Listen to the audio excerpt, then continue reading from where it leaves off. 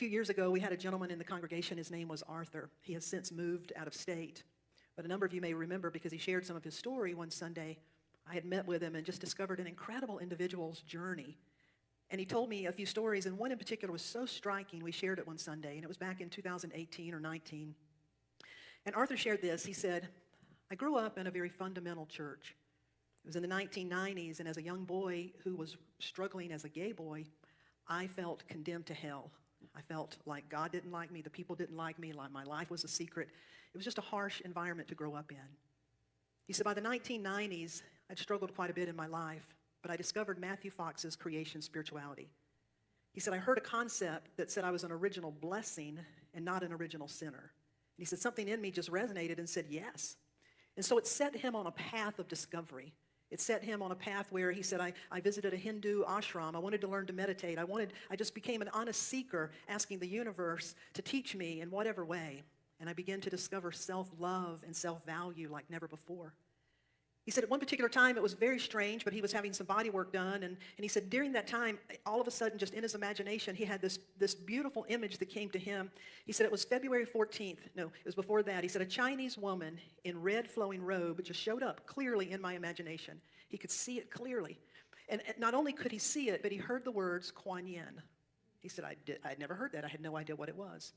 After the session, I asked the person, did they know who a Chinese woman by the name of Kuan Yin? And the person said, well, that's the goddess of compassion. And he began to study and begin to realize that sometimes that Kuan Yin is known for her compassion and is known for people, especially women and children, or the divine feminine is known for helping them heal.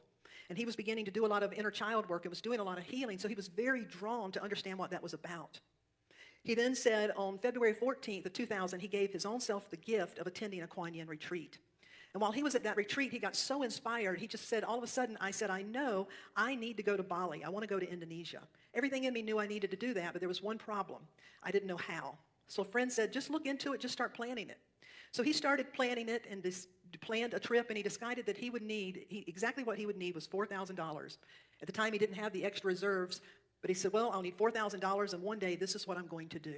And he just told the universe, if this is for me, help me. And he said, soon after that, I noticed outside where I live, a church, a Catholic church, they were dumping things into the dumpster. I walked over and I saw what looked like beautiful robes, and I asked them, are you throwing these away? And they said, yes, we are. We don't need them any longer. He said, I pulled up my car and I loaded up 33 beautiful priest robes along with many altar cloths, took them home and cleaned them up.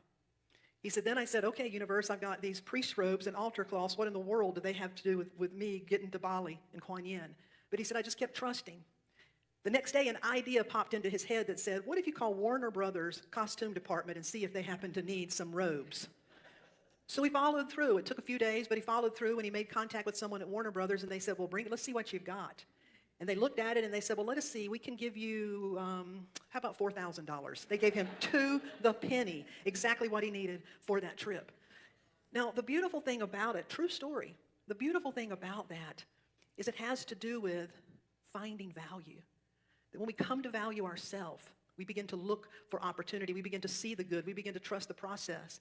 Spiritual upcycling is about having eyes for value. Namaste.